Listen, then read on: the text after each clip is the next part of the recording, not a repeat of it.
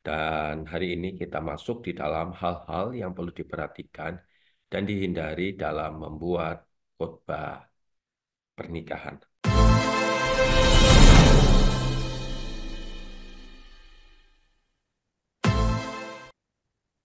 Hari ini kita akan kembali membahas mengenai bagaimana berkhotbah di pernikahan, satu bentuk di dalam pelayanan pastoral. Dan hari ini kita masuk di dalam hal-hal yang perlu diperhatikan dan dihindari dalam membuat khotbah pernikahan. Yang pertama, kita akan mencoba hal-hal yang perlu diperhatikan di dalam kita menyusun khotbah pernikahan. Bapak, Ibu, Saudara-saudari, rekan-rekan hamba Tuhan, yang pertama yang perlu kita lakukan di dalam mulai menyusun khotbah pernikahan adalah mengenali pasangan pengantin. Semakin sedikit latar belakang pasangan, cerita, kisah-kisah kehidupan mereka di masa lalu akan membuat kisah khotbah pernikahan menjadi sedikit hambar. Demikian juga dengan kehidupan keluarga dari setiap pasangan yang ada. Rekan-rekan hamba Tuhan, para pengkhotbah yang berkhotbah di acara pernikahan akan sangat baik bila mereka mengenal keluarga dan masing-masing pasangannya. Dan biasanya mereka yang berkhotbah adalah orang sebagai konselor di dalam pranikah. Oleh sebab itu, hal ini akan membantu atau bukan hanya membantu, tetapi sangat membantu kalau setiap para hamba-hamba Tuhan, para pengkhotbah, tahu betul siapa pasangannya, siapa keluarganya, apa yang menjadi kelemahan, apa yang menjadi kelebihan, bahkan latar belakang kisah cinta mereka akan sangat membantu khotbah itu merasa lebih relevan dan lebih personal. Hal yang kedua yang perlu diperhatikan oleh setiap para hamba-hamba Tuhan, para pengkhotbah pernikahan adalah tema yang jelas dan konsisten. Tentukan utama khotbah Anda. Tentukan tema yang akan Anda bahas. Apakah Anda akan membahas tentang masalah kasih? Apakah Anda akan berbicara mengenai masalah pengorbanan? Apakah Anda akan berbicara mengenai soal kesetiaan?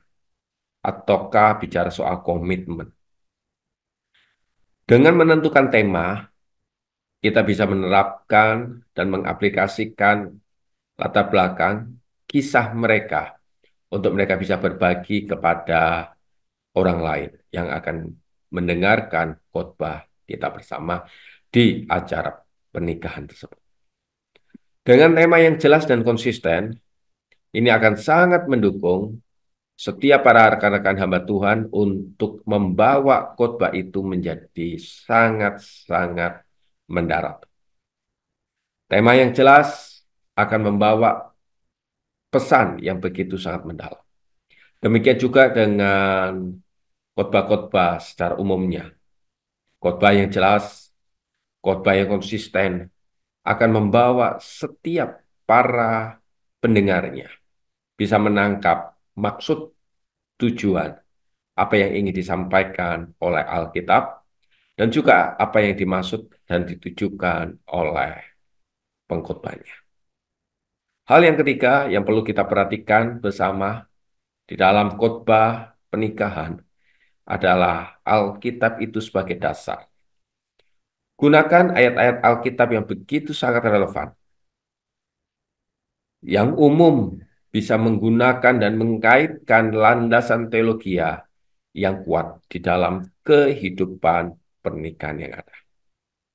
Anda bisa menggunakan kitab Kejadian pasal yang kedua, ayat ke-24. Anda bisa menggunakan 1 Korintus 13 ayat keempat hingga ke-7. Anda bisa menggunakan kitab Efesus pasal yang kelima ayat ke-22 hingga ke-23. Anda bisa menggunakan kitab Kolose pasal yang ketiga ayat ke-12 sampai yang ke-14. Anda bisa menggunakan 1 Yohanes 4 ayat ke-7 hingga 12. Anda bisa menggunakan kitab Pengkhotbah pasal yang keempat ayat ke-9 hingga 12. Atau Amsal pasal yang ketiga ayat ketiga sampai keempat. Hingga Mazmur pasal ke-85 ayat ke-10 hingga 11. Jelaskan ayat-ayat tersebut, bagaimana relevansinya dan menuntun kehidupan rumah tangga Anda, rumah tangga banyak orang, untuk sebagai landasan kehidupan rumah tangga dari setiap pasangan yang sedang Anda nikahkan. Yang keempat, gunakan pesan yang positif, sekaligus merupakan sebuah inspirasi. Fokus pada pesan yang membangun, memberi semangat, memberi penghiburan, memberi inspirasi kepada peserta, pada maksud saya kepada pendengar dan juga kepada pasangan, akan menimbulkan kesan yang sangat mendalam. Bisa jadi khotbah Anda adalah sebuah jawaban buat permasalahan yang sedang dihadapi oleh para tamu undangan. Bapak, Ibu, Saudara-saudari, rekan-rekan hamba Tuhan, dan juga para pengkhotbah. Bahasa yang jelas dan sederhana itu pun akan sangat membantu bagaimana Anda menyampaikan pesan yang begitu sangat mendalam. Bicara juga tentang hal kesopanan. Hormat Anda, pastikan itu pun akan membawa pesan yang mendalam, keteladanan Anda, dan juga kepada tamu-tamu yang hadir di acara pernikahan tersebut. Tidak lupa juga berbicara mengenai durasi, waktu, itu pun sangat-sangat perlu Anda perhatikan. Memang pesan Anda begitu banyak yang ada di kepala Anda, tetapi izinkan 10 hingga 15 menit khotbah Anda sudah bisa mengubah orang yang hadir dan membawa sebuah pesan, membawa sikap hormat, juga membawa sebuah pesan yang positif kepada mereka semua.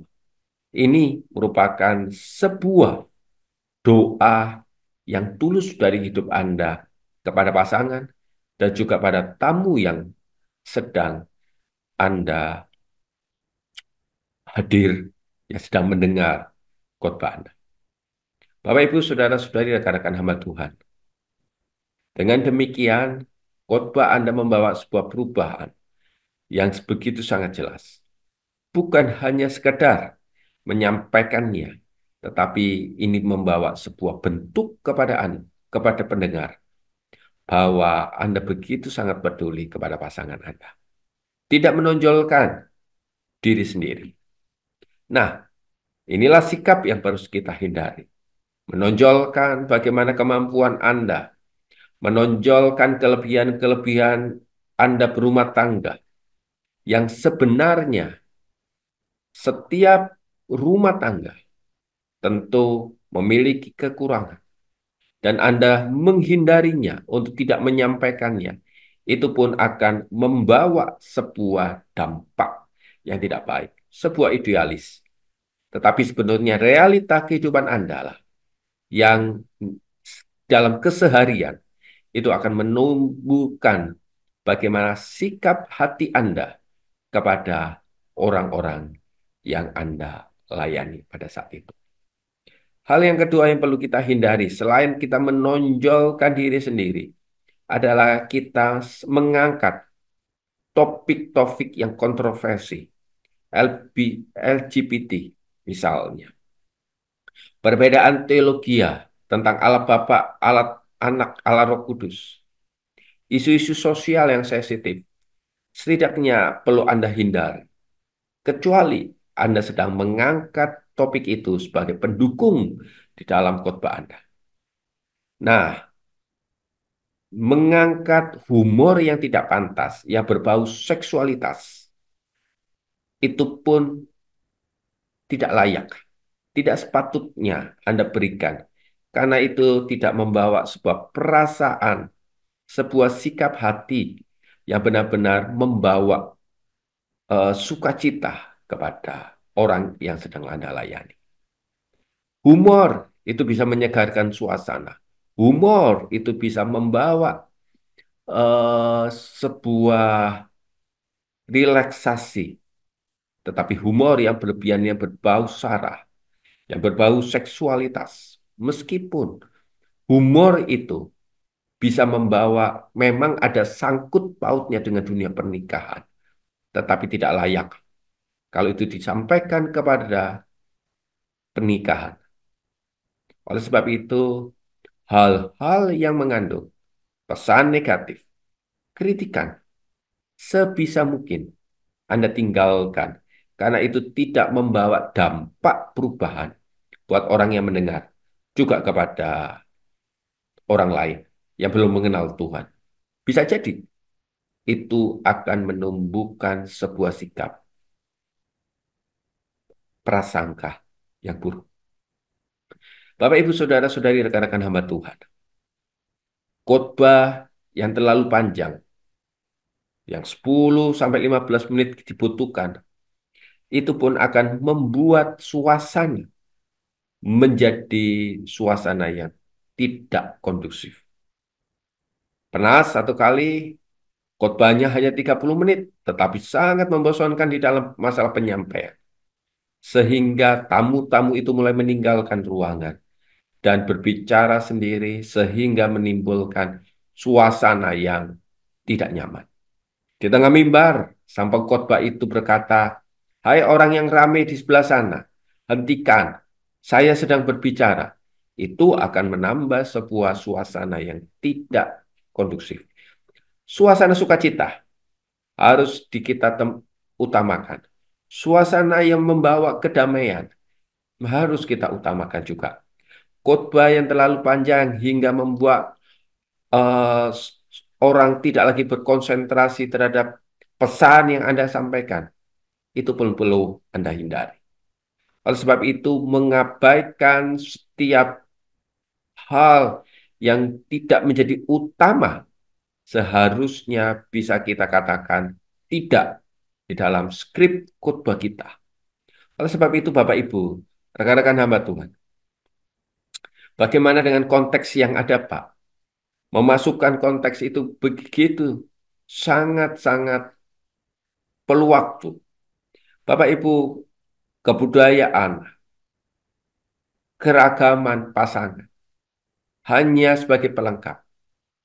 Konteks di dalam Alkitab, masa lalu di dalam Alkitab, bisa kita jadikan sebagai pelengkap agar kita bisa mendaratkan khotbah itu lebih relevan, lebih lebih bisa diterima oleh pasangan dan juga orang-orang yang ada di sekitar kita.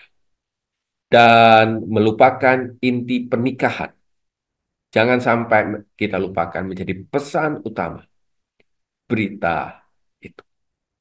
Oleh sebab itu, Bapak Ibu, rekan-rekan hamba Tuhan, dengan memperhatikan dan menghindari hal-hal yang telah saya sampaikan di atas, itu akan sangat menolong kita.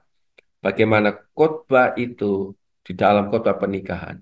Memang kita perlu memperhatikan pesan, amanat, teks yang ada. Tetapi kita juga perlu harus memperhatikan konteks situasi di mana acara itu berlangsung. Kiranya Tuhan memberkati kita di dalam hal-hal mempersiapkan khotbah dan kita mulai bisa mempersiapkan hal yang menjadi primer dan hal yang menjadi sekunder. Hal yang perlu kita hindari, hal yang perlu kita perhatikan di dalam kita menyampaikan pesan khotbah yang ada. Tuhan memberkati.